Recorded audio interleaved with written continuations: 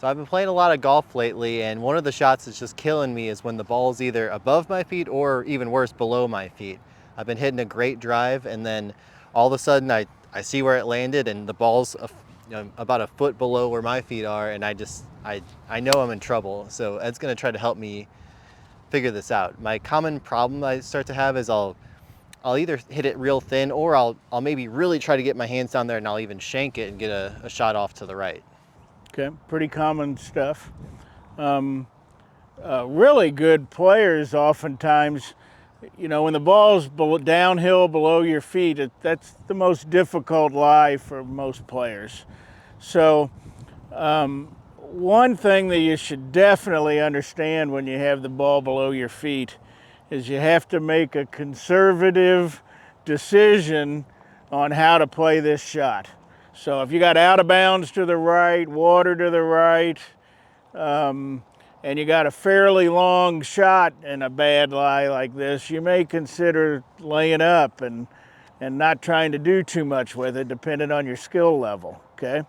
So keep that in mind, is that you need to make a pretty conservative decision on what club you're using, and that the lower the lofted club, the more difficult that becomes and more likely to really hit a shot way right.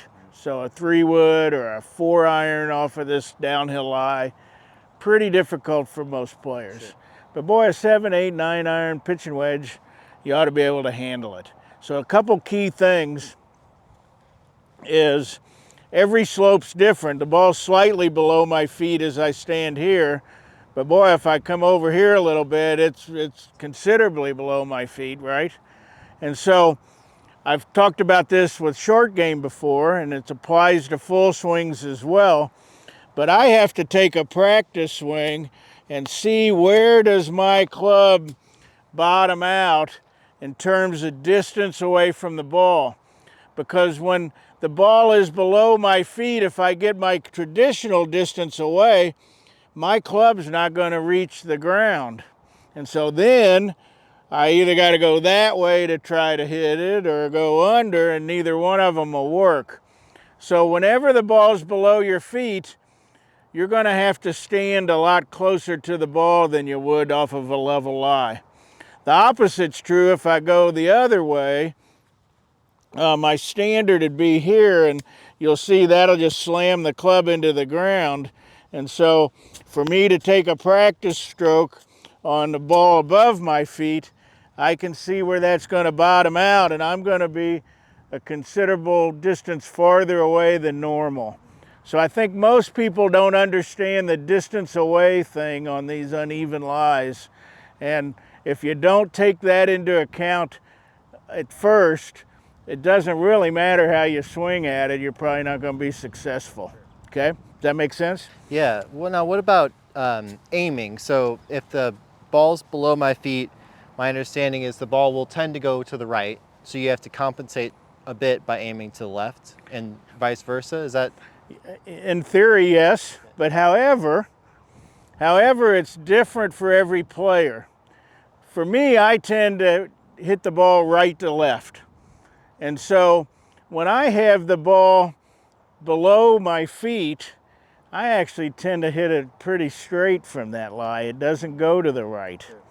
But boy, when I turn around and I have the ball above my feet, well, I can hook it off the world off of that lie. So I have to maybe play, 30 yards to the right of the green from 150 yards out. Sure. But I can hit it straight off of this one.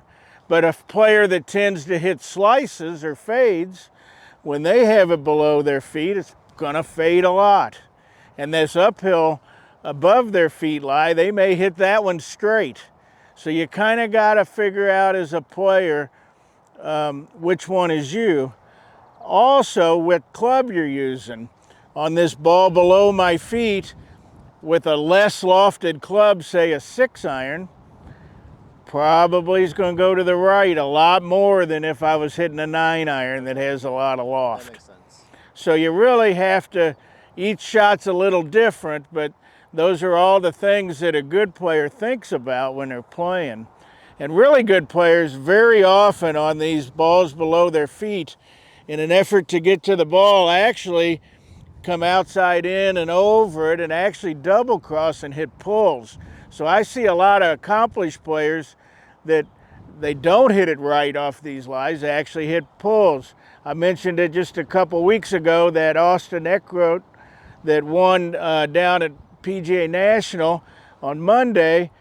He had a drop out of a drain in the fairway and the pin was right, and he actually gave himself a side hill, downhill lie, I'm sure thinking it would help him hit a fade into that pin, and he actually hit a pull hook off of that lie into the bunker and made bogey.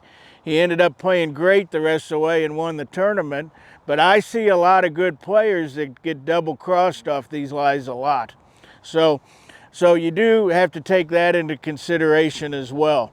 And he was probably too far from the ball, so in order to reach it, he had to come over it, and then that'll make it go left. So I think that distance away is a big deal. And for most players, taking a practice swing, getting close enough to the ball, and then if you're the right distance away, the hill slope should make it go that way. Okay. Does that make sense? Yep, Yes. yep. And so the more I get the ball below my feet, the more the handle probably comes up, and the more I get closer to it to try to make the club lie on the hill correctly. Does that make sense? And the more I get my hands up, the more that's going to tend to hit a fade around there off of that lie. Does that make sense? It does, yeah. And so, but that's what I would do as a player, is I would set up here, see where I'm striking the ball, and then that's how close I'm going to be, and then I can hit a shot forward from there. Does that make sense? Yeah, yeah. And so that holds true with the chipping and pitching around the green as well, finding that distance away and doing that. Does that answer your question? It does, yeah. So let me hit a couple and you watch me and just see if I need to make a little adjustment. Okay, Sound cool. good? Which way you going? I'm gonna go this way. All right. Don't need to break our camera. I was hoping you weren't going that way. We'll do the downhill ones for now. Okay, so what you're saying is if my normal path is around here, then I'm going to be a little bit closer than usual. So I might normally be here. Maybe as much as 2 or 3 inches. Okay. If it's severe. Okay. So for me right now, I feel like I'm bottoming out right around here. Okay, good. So you move your feet into, that's where you're that distance. About like this? Yep. So this feels about Yep. maybe 1 to 2 inches closer than usual. Yes, absolutely. Okay. And that makes the shaft more upright. Yeah, yeah. And so you have to swing on that shaft angle. Does that make sense? Yeah, Yes. yeah, okay. Or you'll shank it. So I'm going to have a little steeper of a... You're going to be steeper on your backswing. That's correct. Good. So you got to There's get the shank. steeper Okay. than that. Yeah. That's a typical miss that I would have with that. Is I understand. Okay, so I need to come down. I need to really get steep into the Steeper. ball here. Okay. Yes. There we go. I know, see? So you can't swing like you normally would because you're not standing the distance you normally would. Right. Okay. Okay. That's interesting.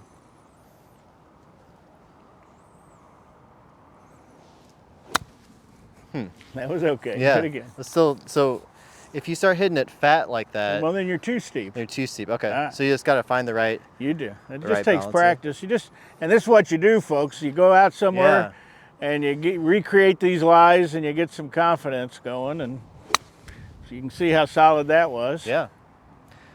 Well, I think that's one of the problems is most driving ranges out there are just flat. And so Absolutely. That's how come we're over here on the side of our driving range hitting into these trees, because we had to find a spot to do this. Absolutely. So the more downhill it is, the more extreme this is going to be. Yes. So you really have to get. Yes, Get but like then that, that's okay. also the more downhill it is, the more you have to be really conservative on your decision on what club to use. Because controlling it when you're trying to do this is just, it's Right. near impossible It is. compared to a normal swing. It Okay. is.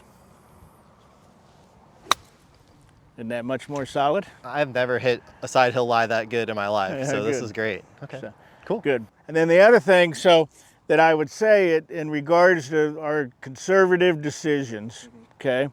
So say we were 180 yards from the green and you had this side hill lie, okay? Most players really good players, single-digit handicaps from that distance with a bad lie would probably average 4 shots to get in the hole. Wow. Okay? Yeah. All right. So if it's going to take you 4 shots to get in the hole, on average, we don't have to be a hero on this first shot. Yeah. And what I tell people is we're 180, okay? So what's 180 divided by 2? 90. 90. I ask that for high school kids now, and they need a calculator. And but it's 90. So we just have to get on the green in 2 shots. Yep. And make 2 putts, and we've made a 4. Now, if this was a par 4 and we're 180, that's a bogey, Yeah. but it's not a double, and it's not a triple. Or a quadruple, yeah. Yes, I understand. It's just a bogey. Yeah. We hit it in a bad spot. Bogey's not a bad score. Oh, this is literally reliving a memory of mine recently at a course out here called Four Seasons. I had a beautiful drive, and of course it landed on a nice downhill slope, and I came here and I didn't know this tip yet, so I hit my normal shot and shanked it right into a pond. And then, you know, I got a double or even maybe a triple that day. I understand. So divide by 2 when you're in a bad spot. Hit it 90 yards. That's an A wedge for you, right? Yeah, Gap yep, wedge, yep. right? So gap wedge a lot easier to hit off this lie than a 6 or 7 iron. And so I hit gap wedge 90.